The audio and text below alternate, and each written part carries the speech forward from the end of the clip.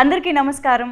దాదాపు 5 దశాబ్దాలుగా మన తెలుగు పరిశ్రమలోను, భారతదేశ సినీ పరిశ్రమలోను బోల్డ్ అని అద్భుతమైన వైవిధ్యభరితమైన కథల్ని మనకి పాటలు, డ్రామా, ఫైట్లు లాంటి కమర్షియాలిటీ అనే సుధతో కలిపి అందించినటువంటి మన దర్శకేంద్రులు, దిగ్గజం, మన లెజెండరీ డైరెక్టర్ కె రాఘవేంద్రరావు గారు కథాసుధ అనే ఒక వైవిధ్యభరితమైన కాన్సెప్ట్తో ఆయన పర్యవేక్షణలో, ఆయన ప్రోత్సాహంతో మన ముందుకు రాబోతోంది ఈటీవీ విన్లో ఈ 6వ తారీఖు నుంచి. మరి అసలు ఈ కథాసుధ అంటే ఏంటి, అసలు ఆయన ఈ కథాసుధ కాన్సెప్ట్ని మన ముందుకు ఎలా ప్రజెంట్ చేయబోతున్నారు, ఇలాంటి చాలా ఇంట్రెస్టింగ్ విశేషాలతోటి మన ముందు the legendary director himself K Raghavendra Rao గారు ఈజ్ హియర్. నమస్తే సార్. యాజ్ యూజువల్ మిమ్మల్ని కలవగానే ఒక మంచి మన అనే ఫీలింగ్, ఒక పాజిటివ్ ఆరా అనేది చాలా ఈజీగా స్ప్రెడ్ చేస్తూ ఉంటారు సార్. ఆ వైబ్ ఇక్కడికి రాగానే తెలిసిపోయింది మాకు. We are just feeling it. So first of all thank you so much మాకు ఈ టైం ఇచ్చినందుకు. సో కథాసుధ యాక్చువల్లీ ఇప్పుడు కొంచెం ఒక సెన్సేషన్ లాగా అందరి నోట వినిపిస్తుంది, ఏంటి కథాసుధాలే బరి ఉంది అని చెప్పేసి. అయితే కథాసుధ గురించి మనం డీటెయిల్డ్గా మాట్లాడుకునే ముందు సార్, ఇప్పుడు ఇంత చక్కటి ఆఫీసు, ఎంతో అద్భుతమైన ఇల్లు, ఇలాంటి ఒక పాజిటివ్ అట్మాస్ఫియర్ని, ఎన్విరాన్మెంట్ని క్రియేట్ చేసుకున్నారు కదా సార్. సో హాయిగా రిలాక్స్డ్గా టైం స్పెండ్ చేయకుండా ఎందుకు సార్ మీరు ఇంత తపనతో, తాపత్రయంతో ఒక ప్రాజెక్ట్కి నేను పర్యవేక్షణ చేయాలి, ఇంతమందికి నేను నా ఎక్స్పీరియన్స్ని షేర్ చేయాలి, ఎక్కడి నుంచి వస్తుంది సార్ ఈ తపన అసలు ఇన్ని సంవత్సరాల తర్వాత కూడా? చాలా మంచి క్వశ్చన్ అడిగామ్మా. నేను ఎప్పుడూ ఒకటి చెప్తా ఉంటానమ్మా, మన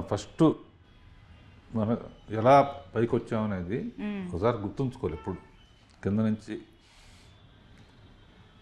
అందున ఎప్పుడు మాట్లాడినా నేను వాళ్ళు ఈ పొజిషన్లో ఉండటానికి స్వర్గీయ విశ్వఖ్యాత నట సార్వభౌమ ఎన్టీ రామారావు. నా ఫస్ట్ షీల్డ్ కూడా రాజకపూర్ చేతుల మీదుగా రామారావు దగ్గర ఉండి అడవి రాముడు అనే స్టిల్ ఎప్పుడు నా దగ్గర ఉంటుందన్నమాట.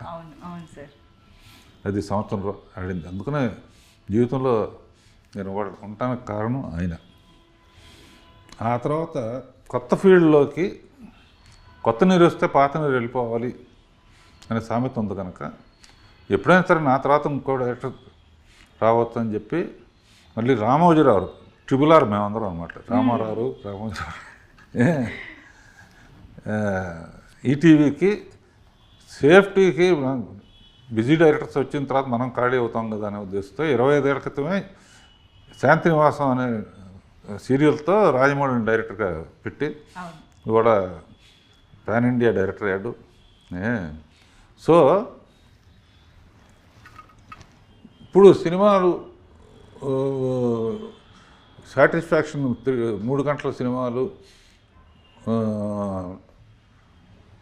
సినిమా మనకు ఎంత చేసింది, మనం సినిమాకి ఏం చేయాలి, సినిమాకంటే సినిమా ఫీల్డ్కి ఏం చేయాలి, ప్రేక్షకులకు ఏం చేయాలి అంటే ఈ వయసులో నేను చేయగలిగింది ఏంటని ఆలోచిస్తే ఒకసారి యూట్యూబ్ ఛానల్ పెడితే ఎలా ఉంటుందని అనిపించింది.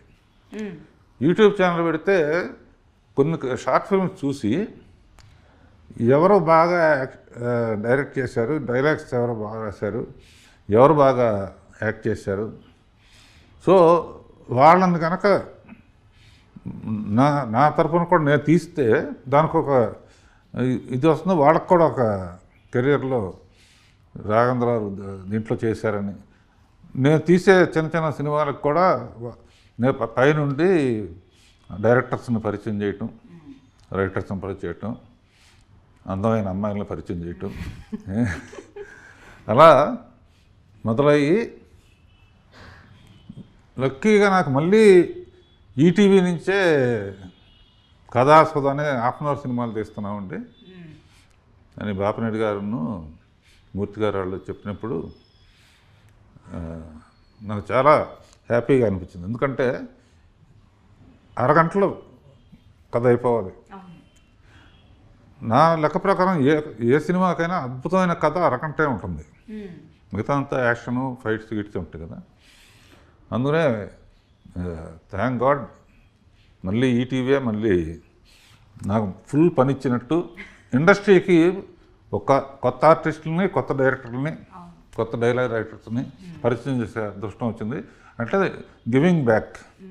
ఇది కాకుండా నేను అప్పుడప్పుడు డైరెక్షన్ క్లాసులు కూడా ఫ్రీగా చెప్తున్నాను. అవును అవును సార్. సో బిజీగా ఆకపోయి నాకు నువ్వు 1000 కోట్లు ఇచ్చినా కూడా నాకు డైరెక్షన్ మీద ప్రేమ పోదు. నాకు అది పక్కన పెట్టేస్తాను. సో డైరెక్షన్ అనేది ప్యాషన్. అది నేర్పించడం అయినా ప్యాషనే, నేర్చుకోవడం కూడా ప్యాషనే. ఈ జనరేషన్ వాళ్ళతో పనిచేస్తూ ఉంటే వాళ్ళ దగ్గర నుంచి నేను నేర్చుకుంటున్నాను.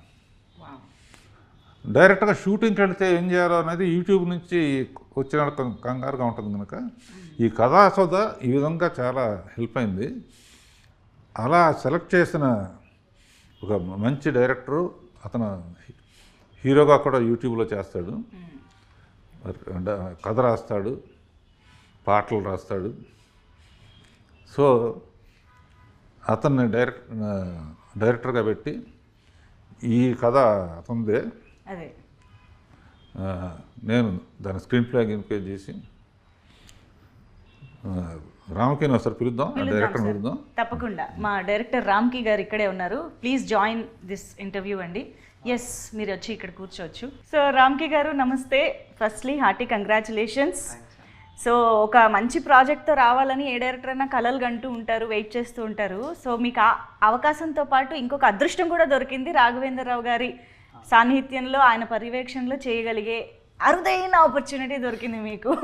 అది కూడా రాఘవేంద్రరావు గారు చెప్తున్నట్టు మీరు ఈ సినిమాకి చాలా విధాలుగా కూడా కాంట్రిబ్యూట్ చేశారు. సో చెప్పండి, ఓవరాల్ ఎక్స్పీరియన్స్ అసలు కథాసుధ. బేసికల్గా ఫస్ట్ నేను అసలు ఇండస్ట్రీకి రావడం కోసమని ట్రయల్స్ స్టార్ట్ చేసేటప్పుడు షార్ట్ ఫిల్మ్స్ అవి చేసేవాడిని. అంటే నాకు ఫస్ట్ టీం ఏమి ఉండేది కాదు. ఫస్ట్ నేనే ఎడిట్ చేసుకోవడం, నేనే స్టోరీ రాసుకొని, నేనే యాక్ట్ చేసుకొని అన్ని వైజాగ్లో చేసేవాడిని. తర్వాత అలాగ ఒక 2-3 ఇయర్స్ చేస్తాను. నెక్స్ట్ స్టెప్ ఎలా అప్రోచ్ అవ్వాలి, హైదరాబాద్ ఎలా రావాలి అని చెప్పి ఏవో ట్రై చేస్తున్నా, వస్తున్నా, అవ్వట్లేదు, వెళ్తున్నా. ఆ టైంలో సడన్గా ఇలా రాఘవేంద్రరావు గారి ఆఫీస్ నుంచి కాల్ చేసామనగానే ఈయన అంటే నాతో ఏం పని అన్నట్టు అనుకున్నా. బట్ చాలా భయపడ్డా. బట్ ఆయన అక్కడే కూర్చొని ఉంటే నేను లోపలికి రావడం, ఆయన చాలా కూల్గా నవ్వుతూ మాట్లాడుతూ ఉంటే, అంటే చాలా సీరియస్గా ఉంటారని అనుకున్నా. బట్ చాలా నవ్వుతూ మాట్లాడుతూ, నీ షార్ట్ ఫిల్మ్ ఒకటి చూశాను, అందులో ఇది బాగుంది అన్నట్టు అన్నీ డిస్కస్ చేస్తుంటే నేను అసలు షాక్ అయ్యాను. అంటే షార్ట్ ఫిల్మ్స్ ఇలాంటివి కూడా చూస్తారా అని నాకు తెలియదు అసలు, అలాంటివి కూడా అంటే చూస్తారని. ఫుల్ అప్డేటెడ్గానే ఉన్నారు. సో అప్పటి నుంచి ఇంకా ఇలా అడిగారు, ఇలా ఒక యూట్యూబ్ ఛానల్ స్టార్ట్ చేసాము, నీలో ఏంటేంటి ఉన్నాయి స్కిల్స్ అంటే ఇలా చెప్పాను, ఇలా లిరిక్స్ రాస్తాను సార్, ఇలా యాక్ట్ చేస్తుంటా, డైరెక్ట్ చేస్తుంటా అంటే, ఇంకా ఏంటి నీ టాలెంట్స్ చెప్పు అంటే ప్రతి దాంట్లోని సూపర్వైజింగ్ చేయడం, అంటే ఎక్కడెక్కడ మిస్టేక్స్ ఉంటే దాన్ని బెటర్ చేయడం, సజెషన్స్ ఇవ్వడం, ఇలా ప్రతి దాంట్లో నేర్చుకున్నాను. బేసికల్గా ఇంకొక థింగ్ ఏంటంటే, కేవలం ఏదో కథ పరంగానో ఇంకొక రకంగానే కాకుండా ఆయన పర్సనల్ ఎక్స్పీరియన్సెస్, అంటే ఒక మూవీస్లో వర్క్ చేసేటప్పుడు ఆర్టిస్టులు, ఆయన సీనియర్ ఎన్టీఆర్ దగ్గర నుంచి లైక్ అల్లు అర్జున్ దాకా అందరినీ ఆయన వర్క్ చేశారు కాబట్టి ఏ ఆర్టిస్టులు ఎలా ఉంటారో వాళ్ళని ఎలా మేనేజ్ చేయాలి. ఎందుకంటే స్టోరీ రాయడం, డైరెక్షన్ చేయడం మాత్రమే కాదు, మేనేజ్మెంట్ స్కిల్స్ కూడా చాలా ఇంపార్టెంట్ అని చెప్పి మాకు ప్రతిదీ పర్సనల్ ఎక్స్పీరియన్సెస్ షేర్ చేసుకోవడం, అది చాలా లక్. అది ప్రాక్టికల్ నాలెడ్జ్ చాలా ఇంపార్టెంట్. అవన్నీ మాకు రోజు షేర్ చేసుకోవడం. నాతో పాటు ఇంకా చాలామంది, ఒక 10-15 మంది ఇక్కడ ఆఫీస్లో ఉన్నాం.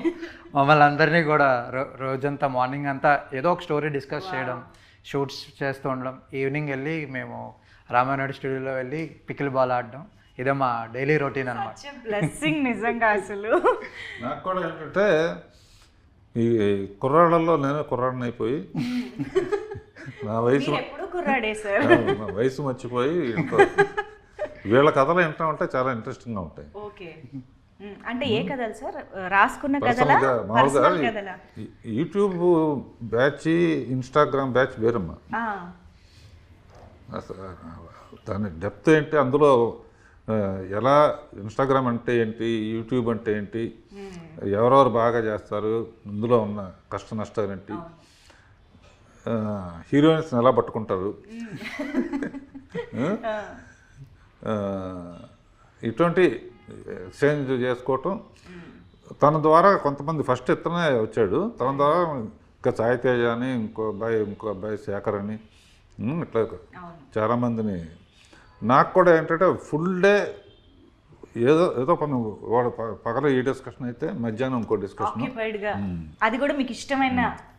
సో బాపినేడు గారు ఇట్లా ఫస్ట్ చేయాలనుకున్నప్పుడు మేము ఇద్దరం డిస్కస్ చేసుకుని ఇతను ఒక కథ చెప్పాడు, బాగా నచ్చి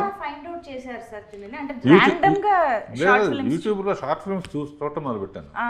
షార్ట్ ఫిల్మ్స్లో ఎవరు బాగా తీశారో, ఎవరు సబ్జెక్ట్ కానీ టేకింగ్ కానీ, వాళ్ళకున్న లిమిటెడ్ బడ్జెట్లో దొంగతనం, ఎక్కడ లొకేషన్ ఫీజులు కట్టకూడదు, దొంగతనంగా రోడ్డు మీద పెట్టేసి కార్ల కెమెరా దాచు ఇవన్నీ వింటా ఉంటే నాకు ఒకసారి రోడ్డు మీద షూటింగ్ చేస్తుంటే పోలీసు వచ్చాయంట. పోలీసు వస్తే వీళ్ళు మీరు రాఘవేంద్రరావు అన్నాడు. వాడేసుకుంటారు అప్పుడే. అంటే గ్యారంటీ ఏంటంటే నాకు ఫోన్ చేశారన్నమాట, ఏమైనా బాగున్నావు ఏంటి, ఎండలో చాలా కష్టపడుతున్నట్టునో, సార్ మీతో మాట్లాడు చాలా ఆనందంగా ఉందంట. అంటే కుర్రాళ్ళు తీసుకుంటున్నారా మందే అది, నువ్వు కూడా ఏదైనా వేషం వేయాలనుకుంటే ఎప్పుడు అంత టచ్లో ఉండు, ప్రతి వాడికి యాక్టింగ్ ఉంటుంది. సో నెక్స్ట్ ఇప్పుడు ఇది ఈ లైఫ్ పార్ట్నర్ అనుకున్నప్పుడు ఇతను రాసిన దాంట్లో హీరోయిన్ చాలా పవర్ఫుల్ క్యారెక్టర్. హీరో కొంచెం కాంప్లికేటెడ్ ఎక్స్ప్రెషన్స్ ఇవ్వాలి, పవర్ఫుల్ క్యారెక్టరు. అండ్ నా దృష్టి ఎప్పుడూ అందం మీద పడుతూ ఉంటుంది. సరే జనరల్గా న్యూస్ చూస్తే హత్యలు విత్యలు రోడ్ యాక్సిడెంట్లు ఇవన్నీ ఉంటాయని చెప్పి నేను యూట్యూబ్ కానీ ఈ షోస్ చూస్తూ ఉంటాను. యూట్యూబ్లో కొన్ని చూసిన దాంట్లో ఒక అందమైన అమ్మాయి కనపడింది.